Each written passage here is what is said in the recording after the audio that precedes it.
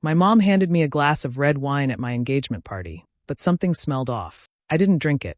I gave it to my sister. What happened next shattered my world. Let me take you through the most painful and confusing night of my life. If you've ever trusted the wrong people, or felt like something was wrong but couldn't prove it, this story might hit home. My name is Ellery, I'm 26, and just a few weeks ago, I was engaged to a man named Mason. We'd been planning our big engagement party for months. It was set in my parents' backyard, the place where I grew up in suburban Illinois. It looked like something from a magazine. White fairy lights strung between trees, soft music playing, flowers everywhere. People were laughing, drinking, and celebrating us. But I couldn't shake this weird feeling all day. Maybe it was the way my mom, Carla, kept watching me. She's never been warm, never the hugging, emotional type. We've always had a complicated relationship. She prefers my younger sister, Rachel. Everyone sees it. I used to tell myself I was just imagining things, but that night, everything became clear. At one point during the party, my mom walked up to me with a smile that didn't reach her eyes and handed me a glass of red wine. "You should relax a little," she said. I took the glass, thanked her, and raised it to my nose. The smell hit me hard. Something was off. It wasn't like any wine I'd had before. I hesitated. Rachel walked up, chatting like usual, and reached for my glass without asking. I didn't stop her. She took a few sips and kept talking like nothing was wrong. I let it go.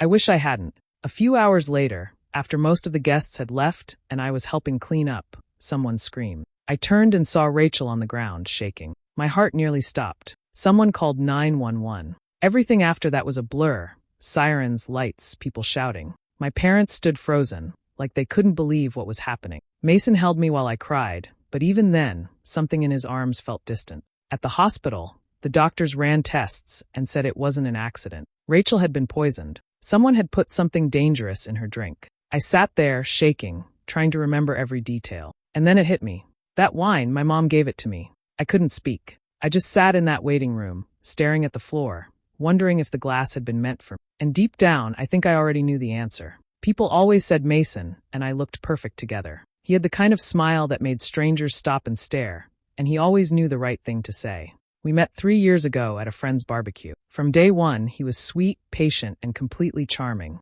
Everyone loved him, my friends, my dad, even Rachel. And for a long time, I thought I loved him too. But now, I look back and realize I didn't really know him. Or maybe I just didn't want to see the truth. Growing up, I learned how to hide my feelings. My mom, Carla, made sure of that. She was never violent or loud. She was quiet, sharp, and always in control. She had this way of making you feel small without saying anything cruel. Rachel, my younger sister, could do no wrong in her eyes. If I got an A, Rachel's B+ was still more impressive because she'd been busy helping others. It was always like that. I stopped trying after a while. Still, I thought I'd left all that behind when Mason proposed. We were building a life together, and I wanted to believe I was finally free from my mom's cold grip. But the days before the party, Carla started acting strange. She was too helpful, always popping up behind me, smiling at odd times. At first, I thought she was just being nice, but it didn't feel real. It felt rehearsed. I tried to ignore it. I told myself not to overthink. Then there was Mason. He kept disappearing during the engagement party. I saw him by the pool, texting. Later, near the garden. More texting. He looked up once and smiled at me, but it didn't feel like his usual smile. It felt forced. My stomach twisted, but I smiled back, pretending everything was fine. That night, I kept trying to enjoy myself. People were dancing, laughing, celebrating us. I stood beside Mason, our hands linked, and forced myself to believe I was happy. But somewhere deep inside, I felt the cracks. My mom's strange behavior. Mason's distance. The wine. Rachel on the floor. It all felt connected. I just didn't know how yet. Rachel opened her eyes slowly, blinking against the hospital lights. I was sitting next to her, holding her hand, trying to stop shaking. Her face was pale, and she looked confused, like she wasn't sure where she was. When her eyes landed on mine, I could see something different, fear, but also guilt. "Ellery," she whispered, her voice dry. "I'm here," I said quickly. "You're okay. You're safe now." She stared at the ceiling for a few seconds. Then she turned her head and whispered, "I wasn't supposed to drink it." The words hit me like ice water. I leaned in. "What do you mean?" She licked her lips, trying to speak, but then shook her head. "I need water." After a nurse came in and helped her sit up, Rachel looked at me again, her eyes clearer now. "Mom," she said something to me before the party. I didn't think it was real at the time. I thought she was just being her usual weird self. "What did she say?" I asked. Rachel looked away. She told me Mason wasn't who I thought he was, that he had a past, that it involved her. I froze.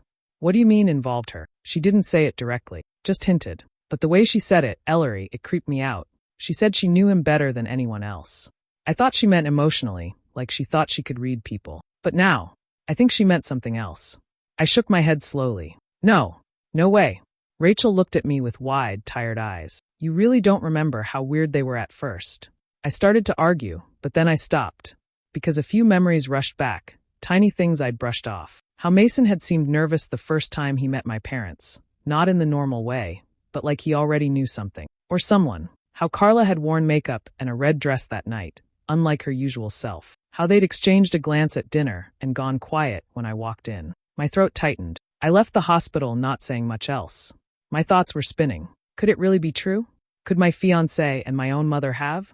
That night, Mason came over to check on me. He took off his jacket and laid it on the couch like always. When he went to take a call in the kitchen, I sat there staring at the jacket. Something inside me said to check it. I reached into the inside pocket. There was a folded note. I opened it slowly. My stomach dropped. It was my mother's handwriting. I'd recognize it anywhere. She can't know. Not yet. My hands started to shake, and I knew something was very, very wrong. The next morning, I told my dad I was stopping by the house to check on Rachel. He didn't ask questions. Everyone was still shaken from the night before, and I think part of him was just glad I was doing something. But I had another reason for going there. I needed to see for myself. I needed answers that Rachel couldn't give me. When I walked into the house, everything felt colder than usual. My mom wasn't there. She'd gone out with some church friends, according to my dad. I took that as my chance.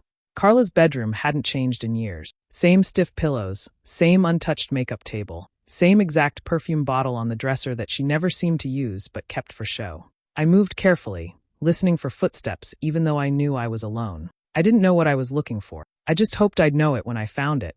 Then I spotted a drawer in her wardrobe, one I'd never seen open. I tugged the handle. It was locked. My hands were already shaking. I ran upstairs to the old bathroom and grabbed a bobby pin from the drawer under the sink. It was a trick I hadn't used since I was a kid, sneaking into Rachel's closet for her borrowed sweaters. I returned to the room and sat on the floor. The lock clicked open faster than I expected. Inside were a few old envelopes tied in a ribbon and a handful of photographs. My heart stopped. The first picture was of Mason, younger, clean-shaven, standing in front of a car I didn't recognize. But what made my blood run cold was the second photo, Mason and my mother. Together. Her hand was on his chest, smiling at him like she used to smile at my dad before things turned distant between them. My fingers trembled as I flipped through the rest. Letters, too. Folded pages with my mom's handwriting and his. Some short, some long, some messy like they'd been written in a hurry. Then I saw the date on one of the letters. It was 3 months before Mason and I even met. I sat on the floor, frozen. It was all true. Everything Rachel said. Everything I didn't want to believe. Mason was with my mother before he was ever with me, and they both kept it from me. I didn't go home that night. I couldn't. I drove around for hours, the images from that drawer playing in my head like a cruel slideshow. Mason's face. My mother's handwriting. The way she looked at him. My hands gripped the steering wheel until my knuckles went white. By morning, I knew I had to face her. I waited until she got home and walked into the kitchen like I wasn't crumbling inside. She turned, surprised to see me, but before she could say anything, I dropped the photographs on the counter. I found your little keepsakes, I said quietly. Her face froze. She didn't try to lie. Not right away. She looked down at the pictures, then back at me. Ellery, how long? I asked, my voice shaking. How long were you and Mason involved? There was a pause too long before she answered. About a year, she said finally. Before you met him. I felt like I'd been punched. And when I started dating him, you didn't think maybe you should say something? I thought it was over, she snapped. I ended it when you two got serious. He moved on. So did I. Did you? I whispered. Because you don't end something and then keep love letters in a locked drawer. She looked away, her jaw tight. Feelings don't disappear just because you want them to. So you poisoned me? I asked, my voice breaking. That was your solution? Her eyes filled with something. Guilt, maybe, or something closer to shame. I didn't mean for anyone to get hurt. I wanted to make you slow down. Take a break. Maybe postpone the wedding. I wasn't thinking clearly. I stared at her in disbelief. You drugged me because you were jealous of your own daughter? She didn't deny it. I didn't mean for Rachel to drink it, she said, her voice softer now. It was only supposed to make you sick for a day or two. That's all. My mouth went dry. You could have killed her. Tears filled her eyes, but I didn't care. I had never felt so disgusted, so betrayed. Not just by her, but by both of them. Mason knew who she was to me. He chose her first, and he still stood beside me, smiled at me, kissed me, after everything. And she was supposed to be my mother. I stepped back, feeling like the floor might give out from under me. I don't ever want to see you again, I said, barely able to get the words out. And then I walked out of the house. She didn't follow. I didn't scream. I didn't cry in front of him. I didn't even ask why. When I saw Mason again, I acted like nothing had changed. I smiled. I kissed him on the cheek. I let him hold my hand. Every second felt like poison on my skin, but I needed him to believe I was still his sweet, clueless fiancée. Because I was done being the victim. Rachel had been released from the hospital, weak but determined. When I told her what our mom had confessed, her face turned cold. "We can't let them get away with this," she said, her voice sharp. For the first time, I saw something in her, strength, anger, and she aimed it in the same direction I was. We decided to make them slip. All I needed was proof that would destroy them both. Rachel and I started crafting fake notes. She printed out fake emails and text screenshots that looked like they were from Carla. We left them where Mason could easily find them. One message hinted that Carla was planning to tell Ellery everything. Another one asked Mason to meet her, one last time. We even planted a torn-up letter in the trash. And sure enough, Mason began to crack. He became paranoid, distant. He started asking me odd questions. If I'd spoken to my mom, if I'd been feeling mentally overwhelmed. One night, he sat next to me and said, "I've noticed you've been really stressed. You're acting kind of unstable lately." Unstable. That word rang in my ears like a warning bell. He wasn't trying to come clean. He was trying to gaslight me, make me doubt myself before I could doubt him. So I started recording. Every conversation, every odd moment. I left my phone on the table when we talked. I clipped a mic to the inside of my purse. I got him on tape saying things like, "What your mom and I had was complicated," and "You're imagining things, Ellery. None of this is real." It was real. All of it. And I was going to make sure the entire world saw it. We were getting close. I could feel it. They thought they had fooled me. But the truth? I was just getting started. 2 weeks after Rachel got home from the hospital, I sent out invitations for a small celebration dinner at a local restaurant. I told everyone it was just a follow-up to the engagement party, something intimate and low-key after all the chaos. Mason seemed relieved. My parents agreed without question. Even Carla smiled when I told her, like she thought everything was back to normal. I smiled too, but only on the outside. The night of the dinner, I wore a simple black dress. Mason picked me up like usual. He held my hand across the table. He leaned in and whispered about honeymoon ideas. And I smiled again, pretending the whole time that my heart wasn't screaming. Both families arrived and filled a long table near the back of the restaurant. There was laughter, wine, clinking glasses. Everyone acted like the worst was behind us. When dessert was served, I stood up. "I just want to say a few words," I began, tapping my glass gently. Mason looked up, grinning. My mom watched me carefully. "I've been thinking a lot these past few weeks," I said. "And I realized something. Love doesn't grow from lies. Trust doesn't survive secrets." I reached into my purse and pulled out a small Bluetooth speaker. I tapped a button. The room went quiet. Mason's voice filled the space. "What your mom and I had was complicated. You're imagining things, Ellery." There was silence, then Carla's voice in the next clip. "It was only supposed to make you sick for a day or two." Mason froze. Carla went pale. Gasps filled the room. Mason's father stood up. "What is this?" he asked, his voice shaking. I didn't answer. Instead, I dropped the photographs onto the table. Mason and Carla. Smiling. Close. The letters followed. 2 years ago, I said. Before I ever met him. Carla stood, flustered. "This is being twisted. It wasn't what it looks like." Rachel stood too. "It's exactly what it looks like," she said. "I almost died because of it." All eyes turned to them. Mason looked like he wanted to vanish. His mother looked like she was going to be sick. "I was going to marry him," I said. "And she was going to let me." They were both going to smile and lie and pretend like nothing ever happened. Mason tried to speak, but no one wanted to hear it. "I can't marry someone who shares secrets with my mother," I said quietly. "And I won't be part of a family that thinks betrayal is love." I took off the engagement ring and placed it on the table. Then I walked out without looking back. The next morning, I sat across from my dad at the kitchen table. The air between us was heavy, like we were both waiting for the other to speak first. He stirred his coffee without looking up. I could tell he hadn't slept either. Finally, I broke the silence. "You knew, didn't you?" His hand froze mid-stir. Slowly, he set the spoon down and looked at me. His eyes were tired, full of something close to shame. "I suspected," he said quietly. "But yes, I knew. At least, I knew something inappropriate had happened between your mother and Mason." I swallowed hard. "And you didn't say anything?" "I didn't know the full extent," he replied quickly. "But I saw the signs. The way she looked at him, the late-night phone calls, the secrecy. I asked her once, She told me it was nothing, that I was being paranoid. I shook my head in disbelief. You believed her? No, he said, sighing. But I didn't want to ruin the family name. I thought if I ignored it, it would fade on its own. I couldn't believe what I was hearing. Rachel could have died, Dad. His face twisted with guilt. I know, and I'll never forgive myself for staying quiet. I was a coward. I thought I was protecting you and your sister. But I see now.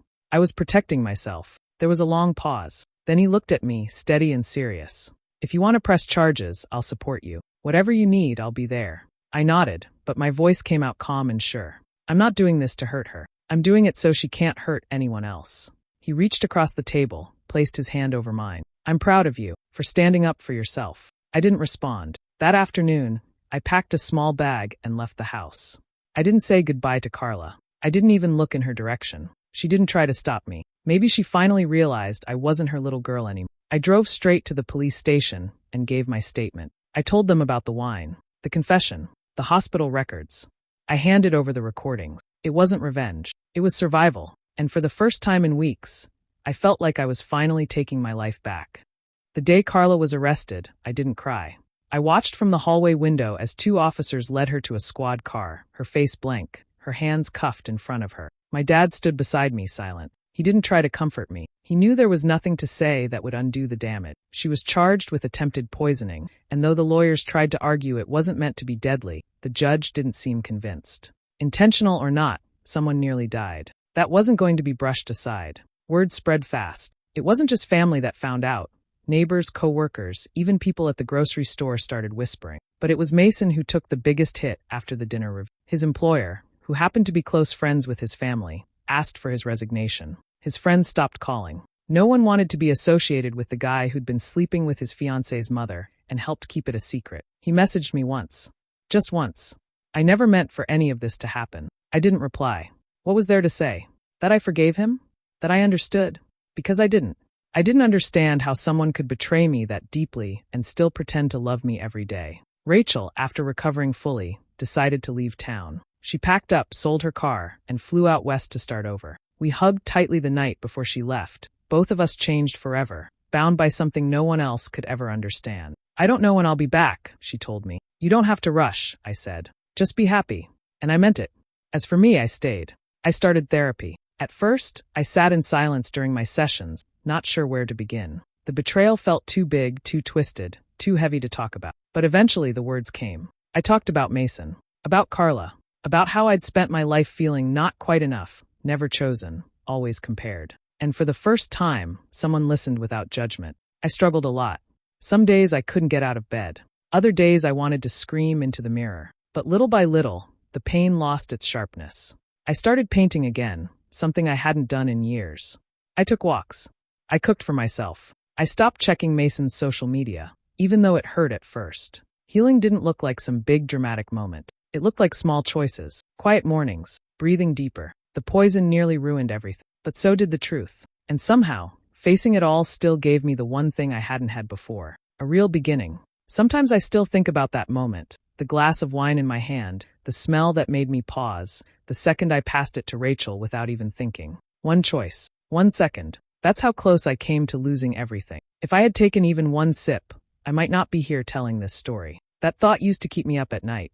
But now it makes me grateful, not just for surviving, but for seeing the truth when I needed to most. For a long time, I let other people decide who I was supposed to be. I tried to be the perfect daughter, the perfect fiancée, the one who smiled through everything. I let my mother's coldness shape me. I let Mason's charm blind me. I let myself believe that love meant sacrifice, even if that sacrifice was me. But I'm not that girl anymore. I'm not broken. I'm not ashamed. I'm not small. I'm someone who stood back up after the people I trusted most tried to destroy me. Healing didn't happen overnight. There were days I wanted to disappear. There were nights I stared at the ceiling wondering how I missed it all. But with time, I learned that surviving wasn't just about breathing. It was about choosing myself again and again, even when it hurt. I no longer feel the need to explain my story to everyone. Some people will never understand how deep betrayal can cut. That's okay. This story was never for them. It's for the people who've been lied to, betrayed, manipulated by someone they loved. It's for anyone who's ever felt invisible in their own family. Anyone who's ever handed their trust to someone who didn't deserve it. You are not weak for feeling broken. And you are not broken for still caring. But you are powerful for walking away. for choosing peace over pretending, for deciding you are enough. I didn't drink that wine, but I tasted the truth, and it burned just as bad. And still, here I am, free, and finally fully mine. What would you have done if you were in Ellery's place? Walked away for good, or tried to forgive and rebuild? I'm really curious to hear your take, so drop your thoughts in the comments. And if these kinds of emotional, real-life stories speak to you, make sure to subscribe and hit the notification bell so you don't miss the next one.